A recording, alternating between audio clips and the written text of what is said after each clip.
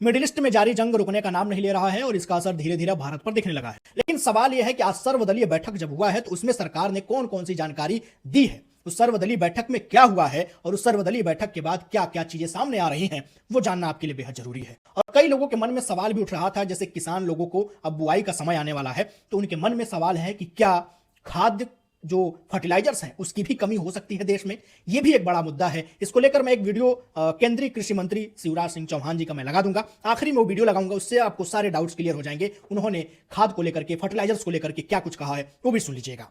लेकिन फिलहाल वापस लौटते हैं, बताते हैं आज सर्वदलीय बैठक जो हुई है उसमें क्या क्या बातें हुई हैं। सबसे पहले देखिए, इस बैठक की अध्यक्षता पीएम मोदी नहीं कर रहे थे बल्कि राजनाथ सिंह जी कर रहे थे। उसके बाद इस बैठक में दूसरी जो सबसे बड़ी अहम जानकारी थी कि राहुल गांधी इस बैठक में शामिल नहीं हुए थे।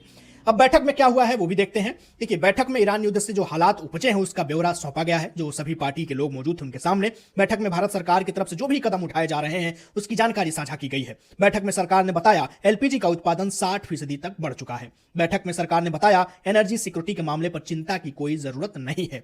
भारतीय जहाजों के लिए स्टेट ऑफ हॉर्मूज खोलने पर बातचीत चल रही है। पेट्रोलियम मंत्री हरदीप सिंह पुरी ने एनर्जी मामले पर ब्यौरा सौंपा और सरकार ने बताया कि एलपीजी और क्रूड ऑयल वाले और शिप भारत आ रहे हैं। भारत सभी पक्षों से लगातार संपर्क में है और भारत सरकार ने भरोसा दिलाया कि पैनिक की कोई जरूरत नहीं है। स्टेट ऑफ हॉर्मूज से जल्द 5 और जहाज भारत आ सकते हैं। यह सब कुछ आज के सर्वदलीय बैठक में हुआ है। उसके बाद से सारी चीजें सामने आ रही हैं। लेकिन एक बात आपको भी समझना होगा, कुछ जो अफवाह वाली चीजें हैं, जैसे आज सुबह एक खबर उड़ी, मेरे पास भी कई लोगों ने मुझे फोन करके और मैसेज करके पूछा कि क्या जो सिलेंडर जिसके पास है, यानी कि कई घरों में 2-2 सिलेंडर होते हैं, तो उनको कहा गया कि आपको अब अगला सिलेंडर 25 दिन में बल्कि 35 दिन में मिलेगा। हालांकि ये बिल्कुल अफवाह खबर है। इसी तरह की अफवाह उड़ती है, लोग पैनिक करते हैं और फिर सारी व्यवस्थाएं बिगड़ जाती हैं। बाकी व्हाट्सएप पर जो चीजें फॉरवर्ड हो रही है थोड़ा उस पर विवेक अपना लगाइए। तो ये थी पूरी जानकारी और ऐसे ही तमाम जानकारी और अपडेट्स मैं आपको देता रहूंगा। लेकिन वीडियो के आरंभ में मैंने बताया था कि खाद को लेकर के कृषि मंत्री जो है, केंद्रीय कृषि मंत्री शिवराज सिंह चौहान जी ने क्या कहा है, तो वीडियो सुन के जाइएगा। उससे पहले हमारी इस पेज को फॉलो कर लीजिए, इंस्टाग्राम पेज को, और हमारे यूट्यूब चैनल को सब्सक्राइब कर लीजिएगा। अपना का बेहद ख्याल रखिए।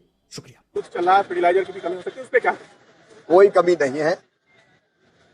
किसान भाई बहन आश्वस्त रहे, हमारे पास फर्टिलाइजर की पर्याप्त व्यवस्था है। खेती बाड़ी में कोई दिक्कत नहीं आएगी। आगे बाकी व्यवस्था बनी रहे, इसके लिए प्रधानमंत्री जी के नेतृत्व में हम दिन और रात प्रयत्न कर रहे हैं। संकट है लेकिन समाधान प्रधानमंत्री जी के नेतृत्व में हर संकट का निकला है। आज हम आश्वस्त है कि सारी व्यवस्थाओं को बेहतर बनाकर रखें।